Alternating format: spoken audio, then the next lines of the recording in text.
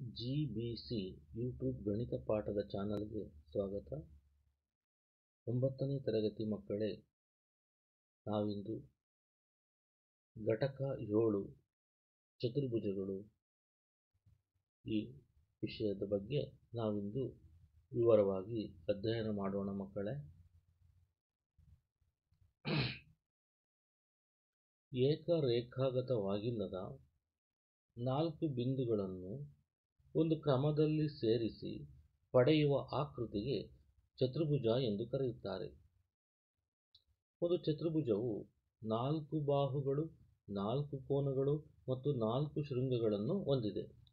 ಮಕ್ಕಳೇ, ಇಲ್ಲಿ ನಾವು ಗಮನಿಸಿದಾಗ ನೋಡಿ, ನಾವು ಇಲ್ಲಿ 4 ಬಾಹುಗಳು, 4 ಶೃಂಗ ಬಿಂದುಗಳು, ಉದಾಹರಣೆಗೆ ಇದನ್ನು ಎ ಅಂತ ಬರೆಯೋಣ, ಇದು ಬಿ ಶೃಂಗ ಬಿಂದುವಿನ ಹೆಸರು, ಇದು ಸಿ ಮತ್ತು ಇದು ಡಿ ಅಂತ ನಾವು ತೆಗೆದುಕೊಳ್ಳೋದಾದರೆ, ಈ 4 ಬಿಂದುಗಳು ಶೃಂಗ ಬಿಂದುಗಳು ಎ, ಬಿ, ಸಿ ಮತ್ತು ಡಿ.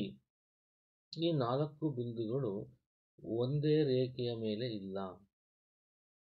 ಹಾಗಾಗಿ ಒಂದೇ ರೇಖೆಯ ಮೇಲೆ ಇಲ್ಲದ ಕಾರಣ ನಾವು ಅದು ಏಕರೇಖಾಗತವಲ್ಲದ 4 ಬಿಂದುಗಳು ಅಂತ ಕರಿತೀವಿ. ಅದನ್ನು ಇವುಗಳನ್ನು ಒಂದು ಕ್ರಮದಲ್ಲಿ ಸೇರಿಸಿ ನೋಡಿ, ಇದನ್ನ 4 ಶೃಂಗ ಬಿಂದುಗಳನ್ನು ಎ ಇಂದ ಬಿಗೆ, ಬಿ ಇಂದ ಸಿಗೆ, ಸಿ ಇಂದ ಡಿಗೆ, ಡಿ ಇಂದ ಎಗೆ ಹೀಗೆ ಸೇರಿಸಿದಾಗ ಒಂದು ಆಕೃತಿ ಉಂಟಾಗಿದೆ.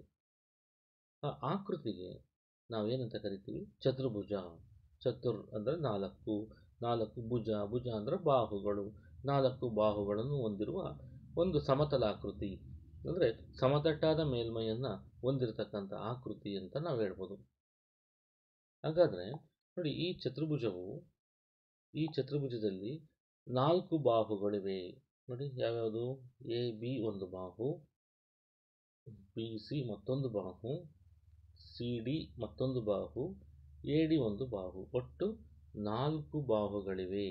ಮತ್ತು ನೋಡಿ, ಇಲ್ಲಿ ಉಂಟಾಗಿರ್ತಕ್ಕಂಥ ಕೋನಗಳನ್ನು ನಾವು ಗಮನಿಸಿದಾಗ ಕೋನ ಎ ಕೋನ, ಬಿ ಕೋನ, ಸಿ ಕೋನ ಮತ್ತು ಡಿ ಕೋನ, 4 ಕೋನಗಳು ಉಂಟಾಗಿವೆ.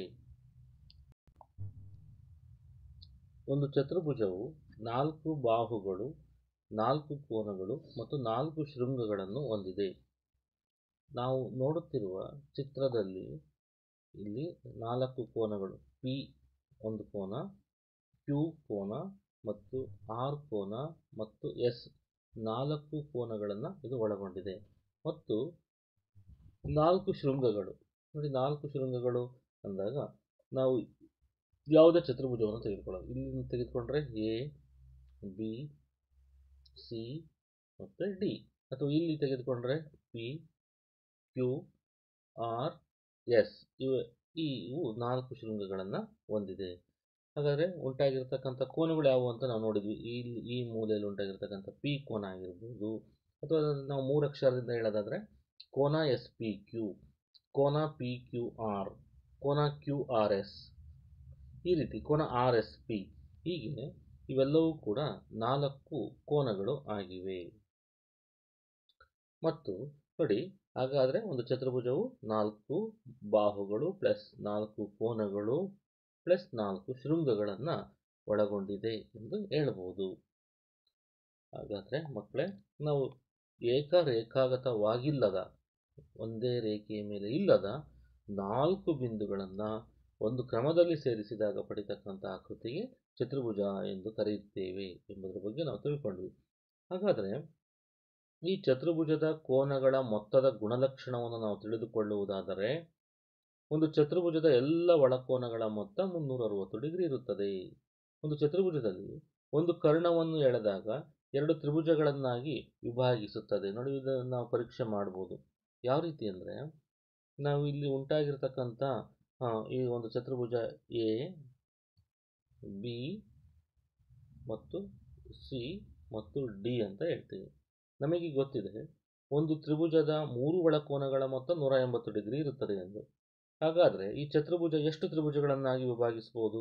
ನೋಡಿ, ಎ ಬಿ ಸಿ ಡಿ ಕ್ರಮಾನುಗತ ಬಿಂದುಗಳು ಸೇರಿಸುವವು ಬಾಹುಗಳಾದರೆ, ಕ್ರಮಾನುಗತವಲ್ಲದ 2 ಬಿಂದುಗಳನ್ನು ನಾವಿಲ್ಲಿ ಎ ಇಂದ ಸಿಗೆ ಹಿಂಗೆ ಕೂಡಿಸ್ತಾ ಇದ್ದೀವಿ ಅಂತ ತಿಳ್ಕೊಳ್ಳಿ. ಎ ಇಂದ ಸಿಗೆ ಕೂಡಿಸಿದಾಗ ನಮಗೆ ಇಲ್ಲಿ ಎರಡು ತ್ರಿಭುಜಗಳು ಉಂಟಾಗಿವೆ. ನೋಡಿ, ಒಂದು ತ್ರಿಭುಜ ಎ ಡಿ ಸಿ, ಮತ್ತೊಂದು ತ್ರಿಭುಜ ಎ ಬಿ ಸಿ. ಈ ಎರಡೂ ತ್ರಿಭುಜಗಳು ಕೂಡ ಉಂಟಾಗಿವೆ. ಹಾಗಾಗಿ ಒಂದು ಚತುರ್ಭುಜದ ಎಲ್ಲ ಒಳಕೋನಗಳ ಮೊತ್ತ 360 ಡಿಗ್ರಿ ಇರುತ್ತೆ. ಯಾಕೆ ಅಂದರೆ ಇಲ್ಲಿ ತ್ರಿಭುಜ ಎ ಬಿ ಸಿ ಮತ್ತು ಇದು 180, ಇದರ ಮೂರು ಒಳಕೋನಗಳ ಮೊತ್ತ 180 ಡಿಗ್ರಿ. ಅದೇ ರೀತಿ ತ್ರಿಭುಜ ಎ ಡಿ ಸಿಯ ಕೋನಗಳ ಮೊತ್ತ 180 ಡಿಗ್ರಿ. ಹೀಗಾಗಿ ನಮಗೆ ಇಲ್ಲಿ 180 ಪ್ಲಸ್ 180 ಎರಡೂ ಸೇರಿ ಒಟ್ಟು ಎಷ್ಟಾಗುತ್ತೆ? 360 ಆಗುತ್ತೆ. ಹಾಗಾಗಿ ಒಂದು ಚತುರ್ಭುಜದ ಎಲ್ಲ ಒಳಕೋನಗಳ ಮೊತ್ತ ಅದು 360 ಡಿಗ್ರಿ ಇದೆ ಎಂದು ನಾವು ಹೇಳಬಹುದು. ಹಾಗಾದರೆ ಮಕ್ಕಳೇ, ನಾವು ಚತುರ್ಭುಜದ ವಿಧಗಳನ್ನು ತಿಳಿದುಕೊಳ್ಳೋಣ. ಕೆಲವು ವಿಧಗಳನ್ನು ತಿಳಿದುಕೊಳ್ಳೋಣ. ಇಲ್ಲಿ ಮೊದಲಿಗೆ ನಾವು ಒಂದು ತ್ರಾಪಿಜ್ಯವನ್ನು ತೆಗೆದುಕೊಳ್ಳೋದಾದರೆ, ಆ ತ್ರಾಪಿಜ್ಯದಲ್ಲಿ ಒಂದು ಜೊತೆ ಅಭಿಮುಖ ಬಾಹುಗಳು ಮಾತ್ರ ಸಮಾಂತರವಾಗಿರುತ್ತವೆ. ಒಂದು ಜೊತೆ ಅಭಿಮುಖ ಬಾಹುಗಳು ಮಾತ್ರ ಸಮಾಂತರ. ಈ ಕಡೆ ಇಲ್ಲಿ ಉಂಟಾಗಿರುವ ಆಕೃತಿಯನ್ನು ಗಮನಿಸಿ. ಎ ಬಿ ಸಿ ಡಿ ಗೊತ್ತಿದೆ. ನಾವು ಈ 4 ಕ್ರಮಾನುಗತ ಬಾಹುಗಳನ್ನು ಶೃಂಗ ಬಿಂದುಗಳನ್ನು ಕೂಡಿಸಿದಾಗ ಚತುರ್ಭುಜ ಉಂಟಾಗಿದೆ. A B B C C D A D 4 ಬಾಹುಗಳು. ಆದರೆ ಎ ಬಿ ಮತ್ತು ಸಿ ಡಿ ಬಾಹುಗಳನ್ನು ನಾವು ಗಮನಿಸಿದಾಗ ಎರಡೂ ಬಾಹುಗಳು ಸಮಾಂತರವಾಗಿವೆ. ಅಂದರೆ ಒಂದು ಜೊತೆ ಬಾಹುಗಳು ಸಮಾಂತರವಾಗಿವೆ. ಇನ್ನೊಂದು ಜೊತೆ ಬಾಹುಗಳನ್ನು ಗಮನಿಸಿ. ಎ ಡಿ ಮತ್ತು ಬಿ ಸಿ ಇವುಗಳನ್ನು ನಾವು ಈ ರೀತಿ ವೃದ್ಧಿಸುತ್ತಾ ಹೋದರೆ ಅವು ಒಂದು ಕಡೆ ಕೂಡುತ್ತವೆ. ಆದರೆ ಎ ಬಿ ಮತ್ತು ಸಿ ಡಿ ಇವೆರಡು ಸಮಾಂತರ ರೇಖೆಗಳಾಗಿವೆ, ಒಂದನ್ನೊಂದು ಛೇದಿಸುವುದಿಲ್ಲ. ಹಾಗಾದರೆ ಒಂದು ಜೊತೆ ಬಾಹುಗಳು ಮಾತ್ರ ಸಮಾಂತರವಾಗಿರುವ ಆಕೃತಿಗೆ ನಾವು ತ್ರಾಪಿಜ್ಯ ಎಂದು ಕರೆಯುತ್ತೇವೆ. ಚಿತ್ರವನ್ನು ಗಮನಿಸಿ. ಈ ತ್ರಾಪಿಜ್ಯದ ಚಿತ್ರವನ್ನು ನಾವು ಗಮನಿಸಿದಾಗ ಇಲ್ಲಿ ಎ ಬಿ ಸಿ ಡಿ ಈ ಒಂದು ತ್ರಾಪಿಜ್ಯದಲ್ಲಿ ಸಮಾಂತರವಾಗಿರತಕ್ಕಂಥ ಬಾಹುಗಳು ಒಂದು ಸಿ ಡಿ, ಇನ್ನೊಂದು ಎ ಬಿ, ಇವೆರಡೂ ಕೂಡ ಸಮಾಂತರವಾಗಿರುವ ಬಾಹುಗಳು. ಹಾಗಾಗಿ ಒಂದು ಜೊತೆ ಅಭಿಮುಖ ಬಾಹುಗಳು ಸಮಾಂತರವಾಗಿದ್ದರೆ ಅದನ್ನು ನಾವು ತ್ರಾಪಿಜ್ಯ ಅಂತೇಳಿ ಕರಿತೀವಿ. ಹಾಗಾದರೆ ಮಕ್ಕಳೇ, ನಾವು ಇನ್ನೊಂದು ಆಕೃತಿಯನ್ನು ನಾವು ನೋಡುವುದಾದರೆ, ಚತುರ್ಭುಜದ ಮತ್ತೊಂದು ಆಕೃತಿ ಅಂದರೆ 4 ಬಾಹುಗಳಿಂದ ಕೂಡಿರುವ ಆಕೃತಿಯನ್ನು ಚತುರ್ಭುಜ ಎಂದು ಕರೆಯುತ್ತೇವೆ ಎಂದು ನಿಮಗೆ ತಿಳಿದಿದೆ. ಹಾಗಾದರೆ ಯಾವುದಕ್ಕೆ ನಾವು ಸಮಾಂತರ ಚತುರ್ಭುಜ ಅಂತೇಳಿ ಕರಿತೀವಿ?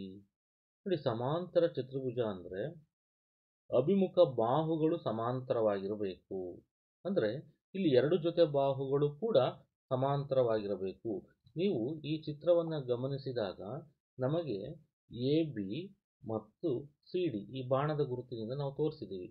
ಈ ಎ ಬಿ ಮತ್ತು ಸಿ ಡಿ ಇವೆರಡೂ ಇದು ಒಂದು ಜೊತೆ ಸಮಾಂತರವಾಗಿರುವ ಬಾಹುಗಳು, ಇದೊಂದು ಜೊತೆ. ಆದರೆ ಅದೇ ರೀತಿ ಎ ಡಿ ಮತ್ತು ಬಿ ಸಿ ಇದು ಒಂದು ಜೊತೆ ಬಾಹುಗಳು ಸಹ ಸಮಾಂತರವಾಗಿದೆ. ಅಂದರೆ ಎರಡು ಜೊತೆ ಬಾಹುಗಳು ಕೂಡ ಸಮಾಂತರವಾಗಿವೆ. ನಾವು ತ್ರಾಪಿಜ್ಯದಲ್ಲಿ ಹೇಳಿದ್ವಿ ಒಂದು ಜೊತೆ ಮಾತ್ರ ಸಮಾಂತರವಾಗಿತ್ತು, ಇನ್ನೊಂದು ಜೊತೆ ನಾವು ವೃದ್ಧಿಸಿದರೆ ಕೂಡಿದ್ದು.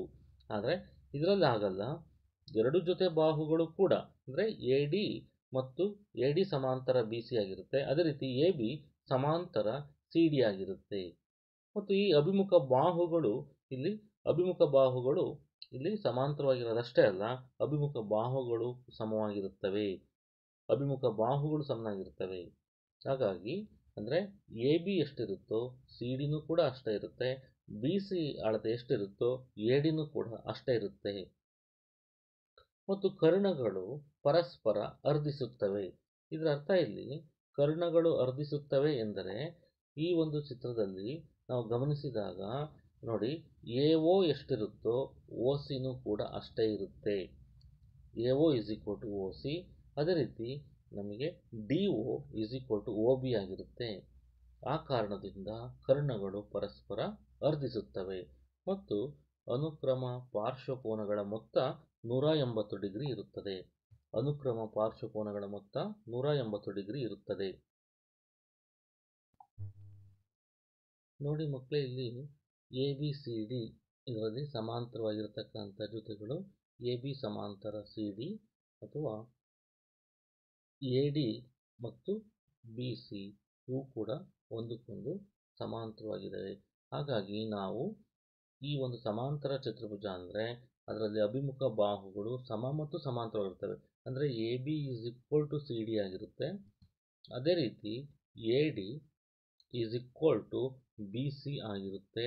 ಅಷ್ಟೇ ಅಲ್ಲ, ಎ ಬಿ ಸಮಾಂತರ ಎ ಬಿ ನೋಡಿ, ಸಮಾಂತರ ಈ ರೀತಿ ಎರಡು ಗೆರೆ ಹೇಳಿದ್ರೆ ಸಮಾಂತರ ಎ ಬಿ ಸಮಾಂತರ ಸಿ ಡಿ ಮತ್ತು ಇಲ್ಲಿ ಎ ಡಿ ಅದೇ ರೀತಿ ಎ ಡಿ ಸಮಾಂತರ ಬಿ ಸಿ ಆಗಿರುತ್ತದೆ. ಹಾಗಾದರೆ ಇದು ಒಂದು ಈ ರೀತಿ ಇದ್ದಾಗ ಇದನ್ನು ಸಮಾಂತರ ಚತುರ್ಭುಜ ಅಂತೇಳಿ ಕರಿತೀವಿ. ಈ ಪಾರ್ಶ್ವಕೋನಗಳು ಅಂದರೆ ಎ ಕೋನ ಪ್ಲಸ್ ಬಿ ಕೋನ 180 ಡಿಗ್ರಿ ಇರುತ್ತೆ. ಸೊ ಬಿ ಕೋನ ಪ್ಲಸ್ ಸಿ ಕೋನ 180 ಇರುತ್ತೆ. ಸಿ ಕೋನ ಪ್ಲಸ್ ಡಿ ಕೋನ ಪಾರ್ಶ್ವಕೋನಗಳ ಮೊತ್ತ 180 ಡಿಗ್ರಿಗೆ ಸಮನಾಗಿರುತ್ತದೆ. ಹಾಗಾದರೆ ನಾವಿಲ್ಲಿ ಸಮಾಂತರ ಚತುರ್ಭುಜದಲ್ಲಿ ಕರ್ಣಗಳು ಪರಸ್ಪರ ಅರ್ಧಿಸುತ್ತವೆ. ಕರ್ಣಗಳು ಎ ಸಿ ಕರ್ಣ ಬಿ ಡಿ ಕರ್ಣಕ್ಕೆ ಸಮನಾಗಿರುತ್ತೆ ಅಂತ ಅರ್ಥ ಅಲ್ಲ. ಕರ್ಣಗಳು ಪರಸ್ಪರ ಅರ್ಧಿಸುತ್ತವೆ ಅಂದರೆ ಇವೆರಡು ಕೂಡ ನೋಡಿ ಓ ಬಿಂದುವಿನಲ್ಲಿ ಸಂಧಿಸಿದೆ. ಆಗ ನಾವು ಎ ಸಿ ಕರ್ಣ ಒಂದನ್ನೇ ತೆಗೆದುಕೊಂಡ್ರೆ ಆಗ ನಮಗೆ A O is equal to O C ಆಗಿರುತ್ತೆ. ಅದೇ ರೀತಿ B O is equal to O D ಆಗಿರುತ್ತೆ. ಹಾಗಾಗಿ A O is equal to O C ಮತ್ತು B O is equal to O D ಈ ರೀತಿ ಇದನ್ನು ನಾವು ಸಮಾಂತರ ಚತುರ್ಭುಜ ಅಂತೇಳಿ ಕರಿತೀವಿ. ಹಾಗಾದರೆ ಸಮಾಂತರ ಚತುರ್ಭುಜವು ಅಭಿಮುಖ ಬಾಹುಗಳು ಸಮ ಮತ್ತು ಸಮಾಂತರವಾಗಿರುತ್ತವೆ. ಕರ್ಣಗಳು ಪರಸ್ಪರ ಅರ್ಧಿಸುತ್ತವೆ. ಪಾರ್ಶ್ವಕೋನಗಳ ಮೊತ್ತ 180 ಡಿಗ್ರಿಗೆ ಸಮನಾಗಿರುತ್ತದೆ ಅಂತ ಹೇಳ್ಬೋದು. ಮತ್ತು ಒಂದು ಕರ್ಣವನ್ನು ನಾವು ಎಳೆದಾಗ ಅದು ಪರಸ್ಪರ ಎರಡು ತ್ರಿಭುಜಗಳನ್ನಾಗಿ ಅದು ವಿಭಾಗಿಸುತ್ತದೆ. ಇದು ಸಮಾಂತರ ಚತುರ್ಭುಜದ ಗುಣಲಕ್ಷಣಗಳು. ಹಾಗಾದರೆ ಮಕ್ಕಳೇ, ನಾವು ಮುಂದಿನ ಆಕೃತಿ ಆಯತ. ಈ ಆಯತದಲ್ಲಿ ನಮಗೆ ಸಮಾಂತರ ಚತುರ್ಭುಜದ ಗುಣಗಳನ್ನೇ ಹೊಂದಿರುತ್ತವೆ. ಅಂದರೆ ಆಯತವೂ ಒಂದು ಸಮಾಂತರ ಚತುರ್ಭುಜ. ಏಕೆಂದರೆ ಇದರಲ್ಲಿಯೂ ಸಹ ಅಭಿಮುಖ ಬಾಹುಗಳು ಸಮಾಂತರವಾಗಿರುತ್ತವೆ ಮತ್ತು ಅಭಿಮುಖ ಬಾಹುಗಳು ಸಮ ಮತ್ತು ಸಮಾಂತರವಾಗಿರುತ್ತವೆ. ಆದ್ದರಿಂದ ಇದನ್ನು ನಾವು ಸಮಾಂತರ ಚತುರ್ಭುಜದ ಗುಣಲಕ್ಷಣ ಹೊಂದಿದೆ ಅಂತ ಹೇಳ್ಬೋದು. ಆದರೆ ಅದರ ಜೊತೆಗೆ ಮತ್ತೆ ವಿಶೇಷ ಗುಣಲಕ್ಷಣ ಏನು ಅಂದರೆ ಇದರಲ್ಲಿ ಇರ್ತಕ್ಕಂಥ ಎಲ್ಲ ಕೋನಗಳು ಕೂಡ 90 ಡಿಗ್ರಿ ಆಗಿರುತ್ತವೆ. ಹಾಗಾಗಿ ಎಲ್ಲ ಕೋನಗಳು ಸಮನಾಗಿರ್ತವೆ, ಅಂದರೆ ಅದು 90 ಡಿಗ್ರಿ ಸಮನಾಗಿರ್ತವೆ. ಇಲ್ಲಿಯೂ ಕರ್ಣಗಳು ಪರಸ್ಪರ ಅರ್ಧಿಸುತ್ತವೆ ಮತ್ತು ಕರ್ಣಗಳು ಪರಸ್ಪರ ಸಮವಾಗಿರುತ್ತವೆ. ಅಲ್ಲಿ ಕರ್ಣಗಳು ಅರ್ಧಿಸುತ್ತವೆ ಅಷ್ಟೇ ಸಮಾಂತರ ಚತುರ್ಭುಜದಲ್ಲಿ. ಇದರಲ್ಲಿ ಕರ್ಣಗಳು ಪರಸ್ಪರ ಸಮವಾಗಿಯೂ ಕೂಡ ಇರ್ತವೆ. ಆದ್ದರಿಂದ ಇದು ಕೂಡ ಆಯತನೂ ಸಹ ಒಂದು ಸಮಾಂತರ ಚತುರ್ಭುಜ ಅಂತ ಹೇಳ್ಬೋದು. ಆದರೆ ಆಯತದಲ್ಲಿ ಅಭಿಮುಖ ಬಾಹುಗಳು ಸಮಾಂತರವಾಗಿರ್ತವೆ, ಅಭಿಮುಖ ಕೋನಗಳು ಅಂದರೆ ಎಲ್ಲ ಕೋನಗಳು ಇಲ್ಲಿ 90 ಡಿಗ್ರಿಗೆ ಸಮನಾಗಿರುತ್ತವೆ. ಹಾಗಾಗಿ ಮತ್ತು ಕರ್ಣಗಳು ಪರಸ್ಪರ ಅರ್ಧಿಸುತ್ತವೆ. ಅಂದರೆ A O is equal to O C ಚಿತ್ರದಲ್ಲಿ D O is equal to O B ಆಗಿರುತ್ತೆ. ಅಷ್ಟೇ ಅಲ್ಲ, ಕರ್ಣ A C is equal to ಕರ್ಣ ಬಿ ಡಿಗೆ ಸಮನಾಗಿರುತ್ತದೆ.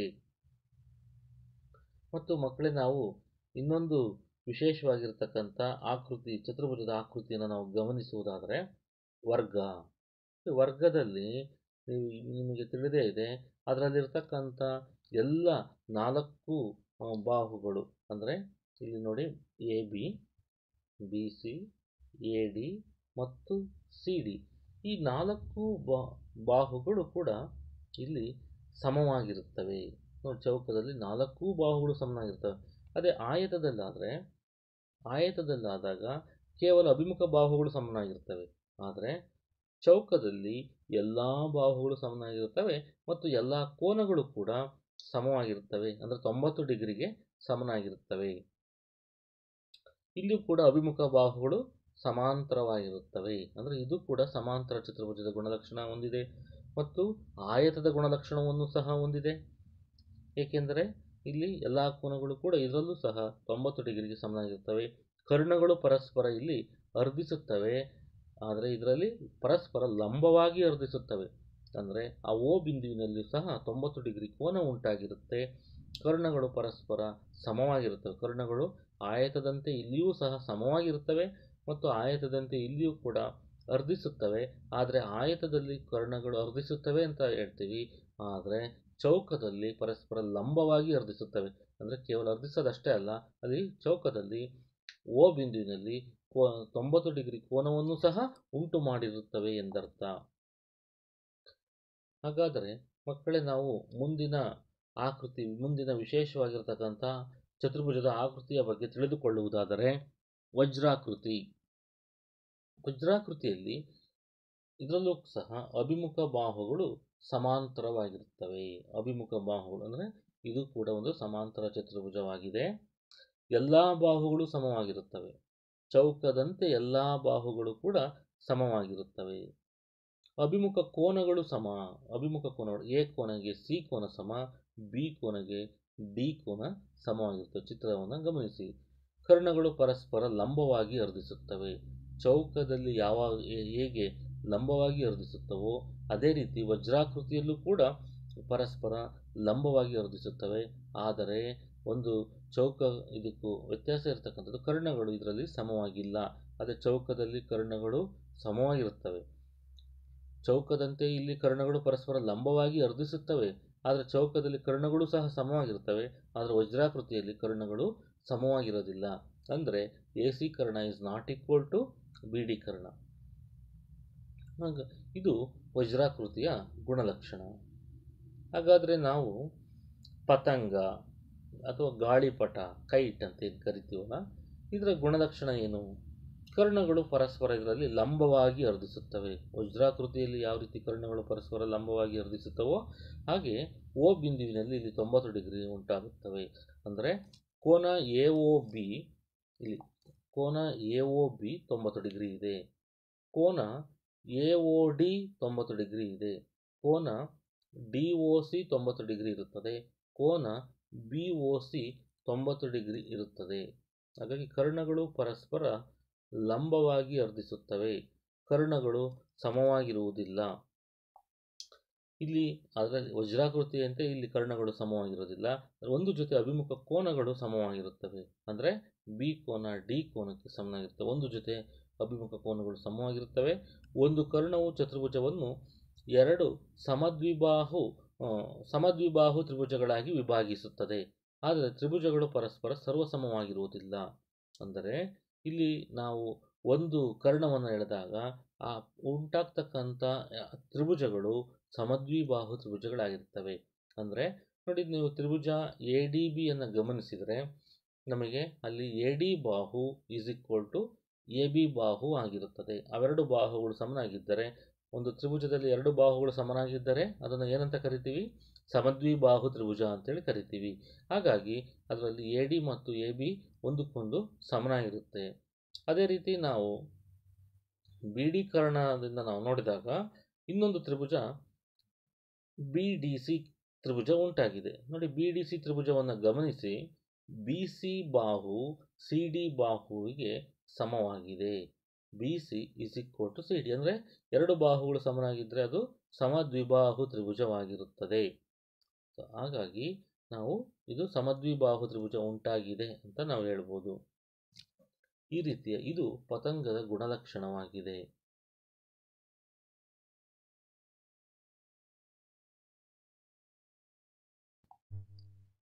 ಸಮಾಂತರ ಚತುರ್ಭುಜದ ಗುಣಲಕ್ಷಣಗಳನ್ನು ನಾವು ತಿಳಿದುಕೊಂಡ್ವಿ. ಆ ಗುಣಲಕ್ಷಣಗಳನ್ನು ನಾವು ಒಂದು ಪ್ರಮೇಯದ ಮುಖಾಂತರ ಕೂಡ ನಾವು ಸಾಧಿಸಬಹುದು. ತಾರ್ಕಿಕವಾಗಿ ಅವುಗಳನ್ನು ಸಾಧಿಸಬಹುದು ಮಕ್ಕಳೇ. ಅಂದರೆ ಸಮಾಂತರ ಚತುರ್ಭುಜದ ಪ್ರತಿ ಕರ್ಣವು ಸಮಾಂತರ ಚತುರ್ಭುಜವನ್ನು ಎರಡು ಸರ್ವಸಮ ತ್ರಿಭುಜಗಳನ್ನಾಗಿ ಅರ್ಧಿಸುತ್ತದೆ. ಒಂದು ಸಮಾಂತರ ಚತುರ್ಭುಜದಲ್ಲಿ ಅಭಿಮುಖ ಬಾಹುಗಳು ಸಮವಾಗಿರುತ್ತವೆ. ಒಂದು ಚತುರ್ಭುಜದ ಪ್ರತಿಯೊಂದು ಜೊತೆ ಅಭಿಮುಖ ಬಾಹುಗಳು ಸಮವಾದರೆ ಅದು ಸಮಾಂತರ ಚತುರ್ಭುಜವಾಗುತ್ತದೆ. ಒಂದು ಸಮಾಂತರ ಚತುರ್ಭುಜದಲ್ಲಿ ಅಭಿಮುಖ ಕೋನಗಳು ಸಮವಾಗಿರುತ್ತವೆ. ಒಂದು ಚತುರ್ಭುಜದಲ್ಲಿ ಪ್ರತಿಯೊಂದು ಜೊತೆ ಅಭಿಮುಖ ಕೋನಗಳು ಸಮವಾಗಿದ್ದಾಗ ಅದು ಸಮಾಂತರ ಚತುರ್ಭುಜವಾಗುತ್ತದೆ. ಸಮಾಂತರ ಚತುರ್ಭುಜದ ಕರ್ಣಗಳು ಪರಸ್ಪರ ಅರ್ಧಿಸುತ್ತವೆ. ಒಂದು ಚತುರ್ಭುಜದಲ್ಲಿ ಕರ್ಣಗಳು ಪರಸ್ಪರ ಅರ್ಧಿಸಿದರೆ ಅದು ಸಮಾಂತರ ಚತುರ್ಭುಜವಾಗಿರುತ್ತದೆ.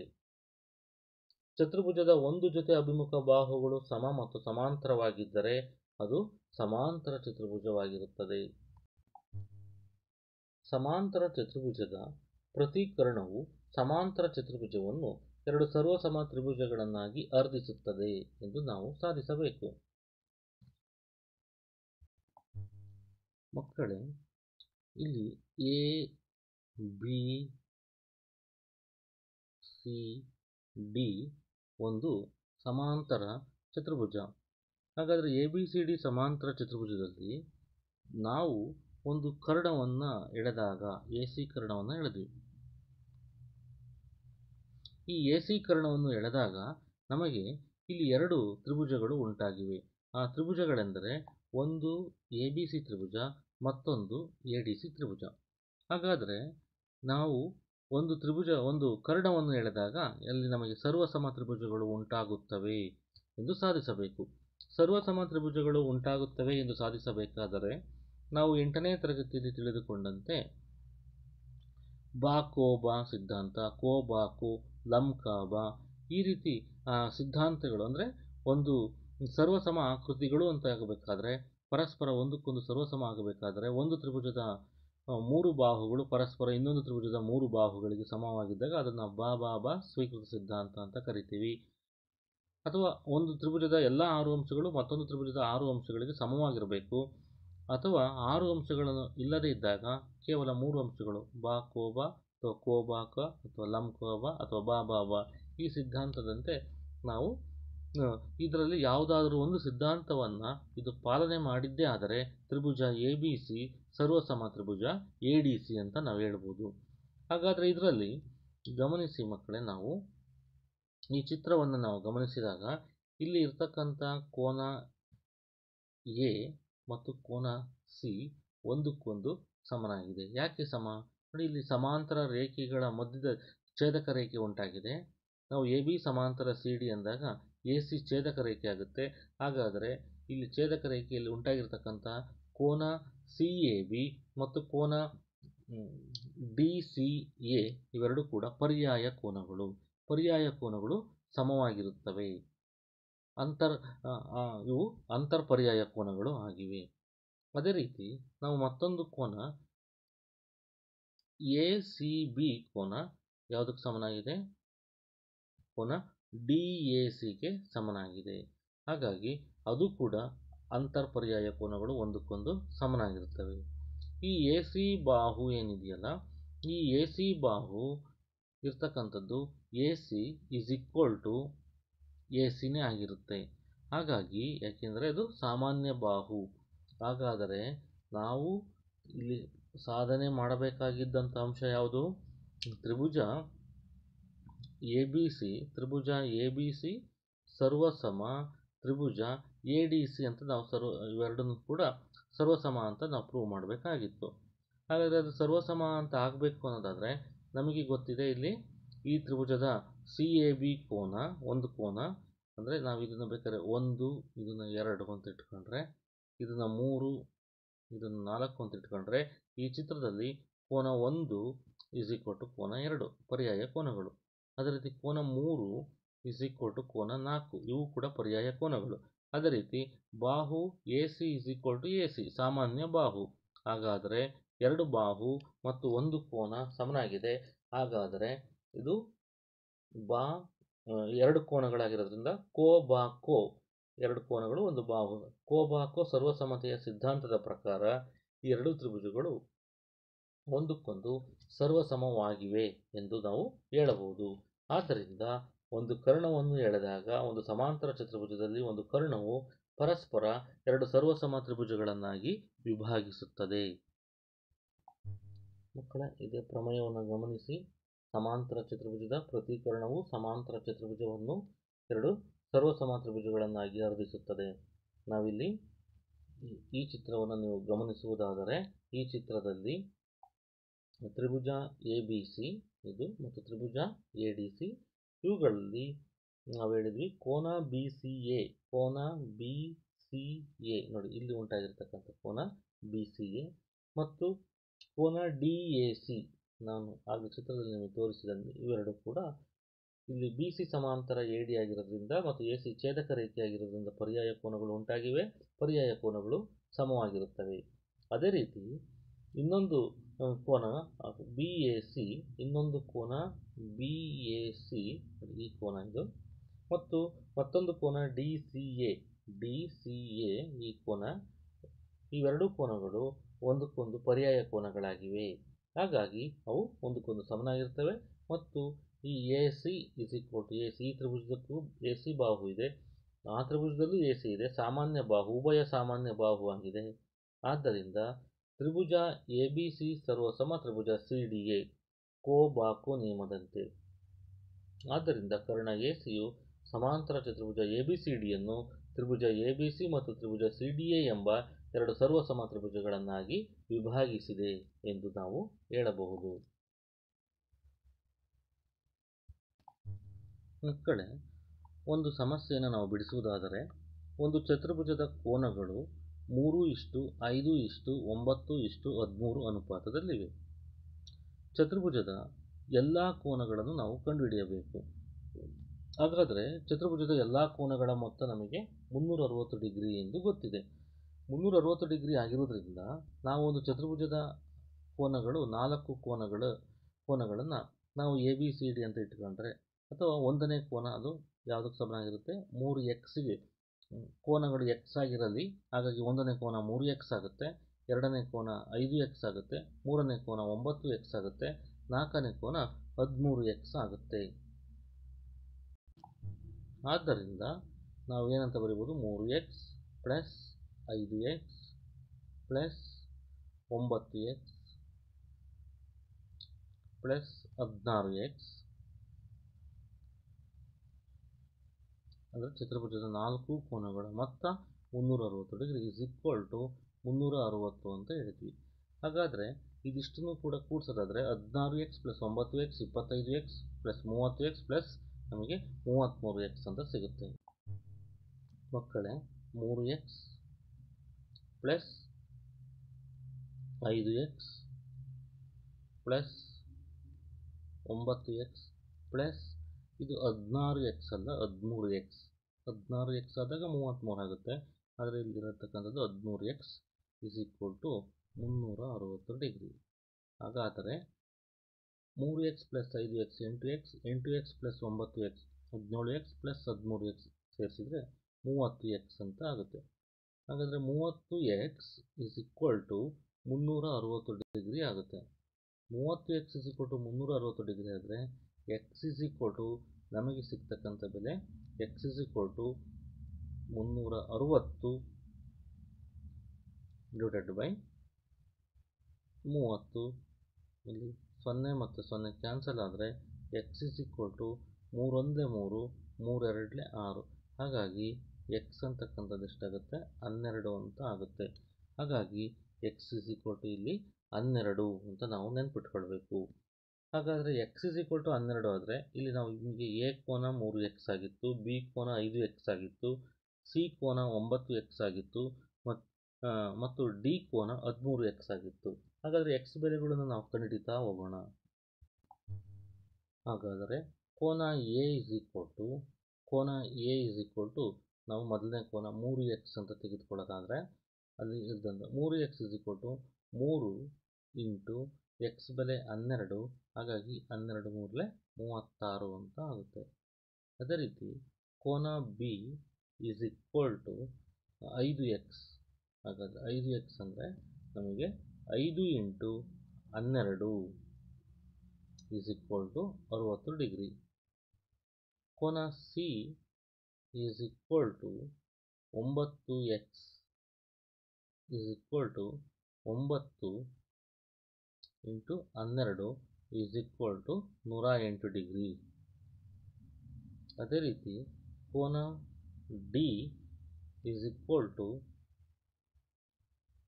13x is equal to 13 into 12 is equal to 12 3 36, 12 1 12 3 15, 156 degree. ಹಾಗಾಗಿ ನಮಗೆ ಎಲ್ಲ 4 ಕೋನಗಳ ಅಳತೆ ಹೇಳೋದಾದರೆ 36, 60 ಡಿಗ್ರಿ, 108 ಡಿಗ್ರಿ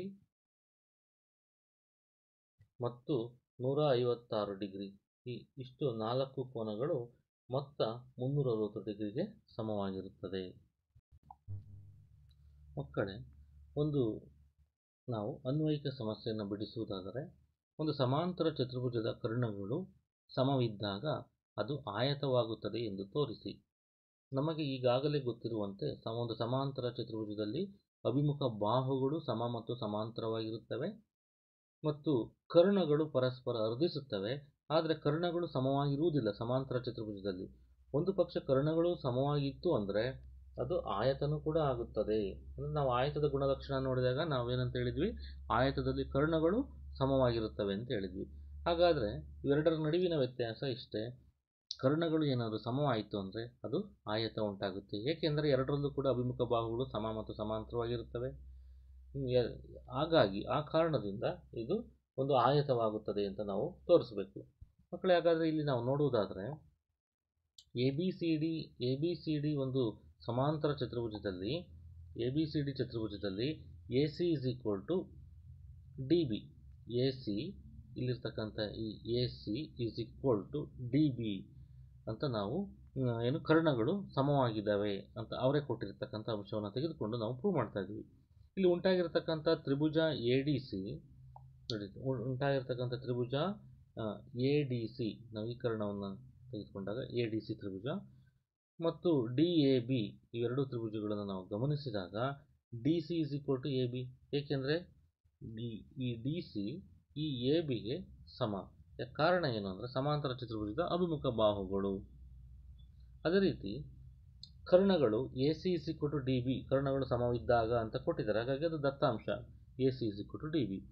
ಮತ್ತು AD is equal to AD, ಈ ಬಾಹು ಏನಿದೆಯಲ್ಲ ಈ AD ಅಂತಕ್ಕಂಥದ್ದು ಎರಡಕ್ಕೂ ಕೂಡ ಅನ್ವಯ ಆಗೋದ್ರಿಂದ ಉಭಯ ಸಾಮಾನ್ಯ ಬಿಂದು ಆಗಿರೋದ್ರಿಂದ ಇಲ್ಲಿ ತ್ರಿಭುಜ ADC ಸರ್ವಸಮ ತ್ರಿಭುಜ DAB ಅಂತ ಹೇಳ್ಬೋದು. ಯಾಕೆಂದರೆ ಇದು ಮೂರು ಬಾಹುಗಳು, ಒಂದು ತ್ರಿಭುಜದ ಮೂರು ಬಾಹುಗಳು ಮತ್ತೊಂದು ತ್ರಿಭುಜದ ಮೂರು ಬಾಹುಗಳಿಗೆ ಸಮನಾಗಿವೆ. ಅಂದರೆ ಬಾ ಸ್ವೀಕೃತ ಸಿದ್ಧಾಂತದ ಪ್ರಕಾರ ತ್ರಿಭುಜ ADC ಸರ್ವಸಮ ತ್ರಿಭುಜ DAB ಆಗಿದೆ. ಆದ್ದರಿಂದ ನಮಗೆ ಕೋನ ADC ಇಸ್ ಈಕ್ವಲ್ ಟು ಕೋನ DAB ಅಂತ ಹೇಳ್ಬೋದು. ಕೋನ ADC ನೋಡಿ, ಇಲ್ಲಿ ನಾವು ಗಮನಿಸಿದಾಗ ಇಲ್ಲಿ ಉಂಟಾಗಿರ್ತಕ್ಕಂಥ ಕೋನ ADC, ಈ ಒಂದು ಕೋನ ಈ ADC ಈ ಕೋನ ಮತ್ತು ಕೋನ DAB ನೋಡಿ, DAB ಈ ಕೋನಗಳು ಒಂದಕ್ಕೊಂದು ಸಮನಾಗಿವೆ. ಏಕೆಂದರೆ ಅವು ಸರ್ವಸಮ ತ್ರಿಭುಜದ ಅನುರೂಪ ಕೋನಗಳು. ಹಾಗಾಗಿ ಆ ಕೋನಗಳು ಸಮವಾಗಿದ್ದಾಗ ನಮಗೆ ಇಲ್ಲಿ ಪಾರ್ಶ್ವಕೋನಗಳು ಇವು ಒಂದಕ್ಕೊಂದು ಸಮನಾಗಿವೆ. ಆದ್ದರಿಂದ ಅವುಗಳ ಮೊತ್ತ 180 ಡಿಗ್ರಿ ಆಗಿರುತ್ತೆ. ಆದ್ದರಿಂದ ಕೋನ ADC ಪ್ಲಸ್ ಕೋನ DAB is equal to 180 degree ಸಮಾಂತರ ಚತುರ್ಭುಜದ ಅನುಕ್ರಮ ಕೋನಗಳಾಗುತ್ತವೆ. ಆದ್ದರಿಂದ ಇದು ಸಮಾಂತರ ಚತುರ್ಭುಜದ ಎಲ್ಲ ಗುಣಲಕ್ಷಣಗಳನ್ನು ಹೊಂದಿರುವ ಜೊತೆಗೆ ಕರ್ಣಗಳು ಕೂಡ ಸಮವಾಗಿರುತ್ತವೆ. ಆದ್ದರಿಂದ ಇದು ಒಂದು ಆಯತವಾಗುತ್ತದೆ ಎಂದು ಹೇಳಬಹುದು. ಒಂದು ಚತುರ್ಭುಜದ ಕರ್ಣಗಳು ಪರಸ್ಪರ ಲಂಬವಾಗಿ ಅರ್ಧಿಸಿದರೆ ಅದು ವಜ್ರಾಕೃತಿಯಾಗುತ್ತದೆ ಎಂದು ತೋರಿಸಿ. ನೋಡಿ, ಇಲ್ಲಿ ನಾವು ತ್ರಿಭುಜ ಒಂದು ವಜ್ರಾಕೃತಿಯನ್ನು ತೆಗೆದುಕೊಂಡು ABCD ಒಂದು ವಜ್ರಾಕೃತಿ. ಇಲ್ಲಿ ಎರಡು ತ್ರಿಭುಜಗಳನ್ನು ನಾವು ಗಮನಿಸೋದಾದರೆ ಒಂದು ತ್ರಿಭುಜ AOD ತ್ರಿಭುಜ AOD ಮತ್ತು ಮತ್ತೊಂದು ತ್ರಿಭುಜ COD ಇವುಗಳನ್ನು ಗಮನಿಸಿ. ಇವುಗಳಲ್ಲಿ AO is equal to CO, ಏಕೆಂದರೆ ಅವು ದತ್ತದ ಪ್ರಕಾರ, ಅಂದರೆ ಚತುರ್ಭುಜದ ಕರ್ಣಗಳು ಪರಸ್ಪರ ಲಂಬವಾಗಿ ಅರ್ಧಿಸಿದರೆ ಕರ್ಣಗಳು ಅರ್ಧಿಸುತ್ತವೆ ಅಂತ ನಮಗೆ ಗೊತ್ತಿರೋದ್ರಿಂದ AO ಇಸ್ ಈಕ್ವಲ್ ಟು ಇಲ್ಲಿ OC, ಅದು ದತ್ತಾಂಶ ಆಗುತ್ತೆ. OD ಇಸ್ ಈಕ್ವಲ್ ಟು ಎರಡೂ ತ್ರಿಭುಜಕ್ಕೆ ಬಾಹು OD ಇದ್ದೆ, ಹಾಗಾಗಿ OD is equal to OD ಉಭಯ ಸಾಮಾನ್ಯ. ಮತ್ತು ನಮಗೆ ಗೊತ್ತಿದೆ ಕೋನ AOD ಇಸ್ ಈಕ್ವಲ್ ಟು ಕೋನ COD, ಅದು ಕೂಡ ದತ್ತಾಂಶ ಪರಸ್ಪರ ಲಂಬವಾಗಿ ಅರ್ಧಿಸಿದರೆ 90 ಡಿಗ್ರಿ ಇದ್ದಾಗ ಈ ಎರಡೂ ಕೂಡ ಬಾಕೋಬಾ ಸಿದ್ಧಾಂತದ ಪ್ರಕಾರ ತ್ರಿಭುಜ AOD ಸರ್ವಸಮ ತ್ರಿಭುಜ COD ಆಯಿತು. ಆ ಕಾರಣದಿಂದ AD is equal to CD ಅಂತಾಯಿತು. ಹಾಗಾಗಿ AD is equal to CD ಆಗಿರೋದ್ರಿಂದ ಇದೇ ರೀತಿ CD is equal to BC ಆಗಿರುತ್ತೆ, BC is equal to AB ಮತ್ತು BA is equal to AD ಆಗಿರುತ್ತೆ. ಹಾಗಾಗಿ A D is equal to C D is equal to B C is equal to A B ಆಗುತ್ತೆ. ಆದ್ದರಿಂದ A B C D ಒಂದು ವಜ್ರಾಕೃತಿ ಎಂದು ಹೇಳಬಹುದು.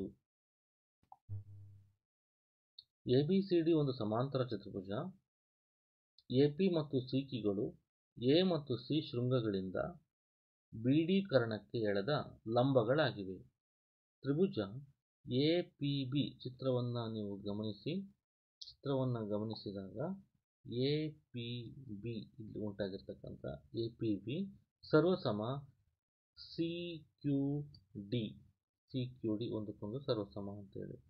ಅದೇ ರೀತಿ A P is equal to C Q, A P ಬಾಹು ಸಿ ಕ್ಯೂ ಬಾಹುವಿಗೆ ಸಮ ಅಂತ ತೋರಿಸ್ಬೇಕು. ಹಾಗಾದರೆ ಇಲ್ಲಿ ಇರ್ತಕ್ಕಂಥ ತ್ರಿಭುಜ ಎ ಪಿ ಬಿ ಮತ್ತು ಸಿ ಕ್ಯೂ ಡಿ ಇವುಗಳಲ್ಲಿ ನೋಡಿ, ಇವುಗಳಲ್ಲಿ ನಮಗೆ A B is equal to C D.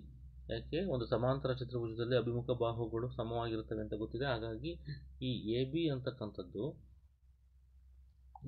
ಅಂತಕ್ಕಂಥ ಬಾಹು ಮತ್ತು ಸಿ ಡಿ ಅಂತಕ್ಕಂಥದ್ದು ಇವೆರಡೂ ಕೂಡ ಸಮಾಂತರ ಚತುರ್ಭುಜದ ಅಭಿಮುಖ ಬಾಹುಗಳು.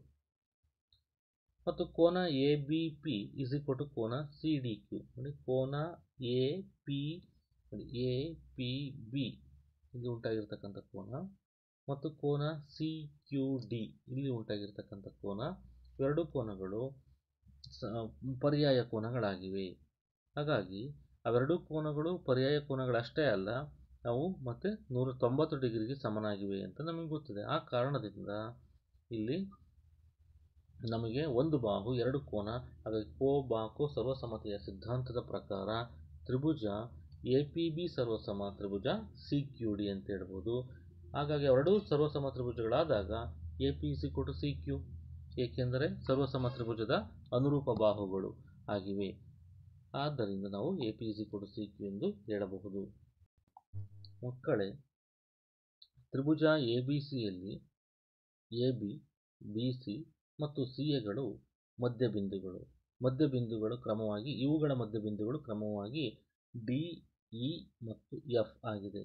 ಡಿ, ಇ ಮತ್ತು ಎಫ್ ಅನ್ನು ಸೇರಿಸಿ ತ್ರಿಭುಜ ಎ ಬಿ ಸಿಯ 4 ಸರ್ವಸಮ ತ್ರಿಭುಜಗಳಾಗಿ ವಿಭಾಗವಾಗುತ್ತದೆ ಎಂದು ತೋರಿಸಿ. ನಾವು ಇಲ್ಲಿ ತ್ರಿಭುಜ ಎ ಬಿ ಸಿಯನ್ನು ನಾವು ನೋಡ್ತಾ ಇದ್ದೀವಿ. ಗಮನಿಸಿ, ಇವುಗಳ ಮಧ್ಯಬಿಂದು ಎ ಬಿಯ ಮಧ್ಯಬಿಂದು ಡಿ ಆಗಿದೆ, ಬಿ ಸಿಯ ಮಧ್ಯಬಿಂದು ಇ ಆಗಿದೆ ಮತ್ತು ಎ ಸಿಯ ಮಧ್ಯಬಿಂದು ಎಫ್ ಆಗಿದೆ.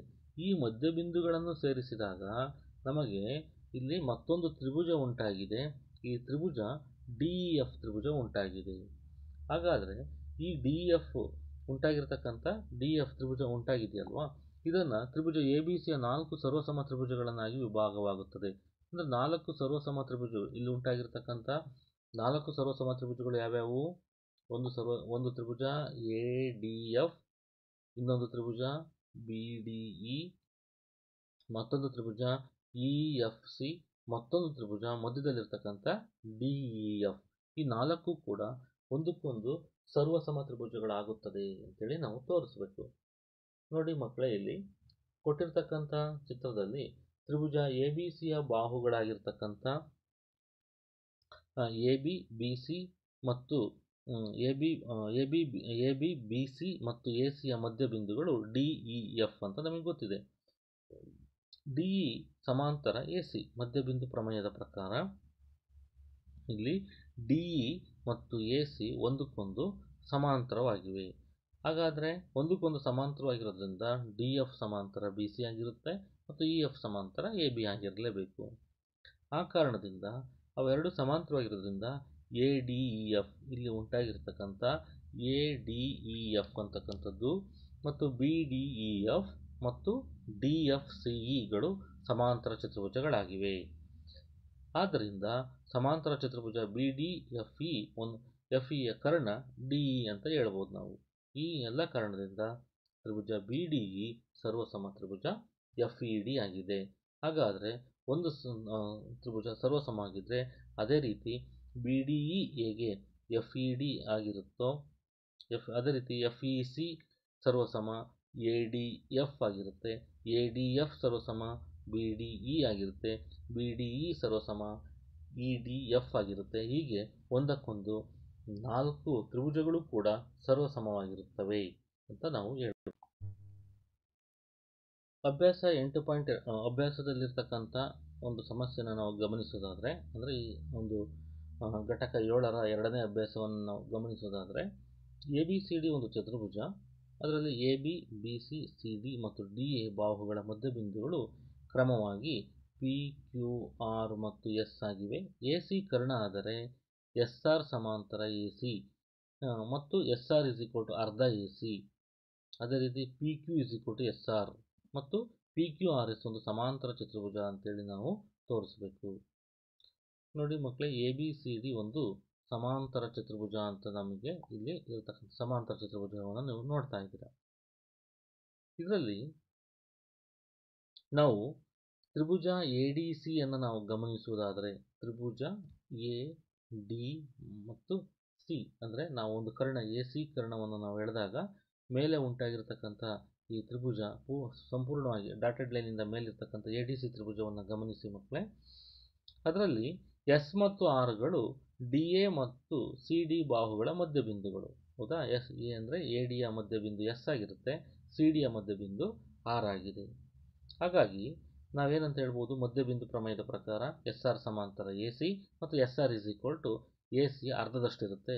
ಹಾಗಾಗಿ SR ಅರ್ಧ AC ಅಂತ ಬರೀಬಹುದು.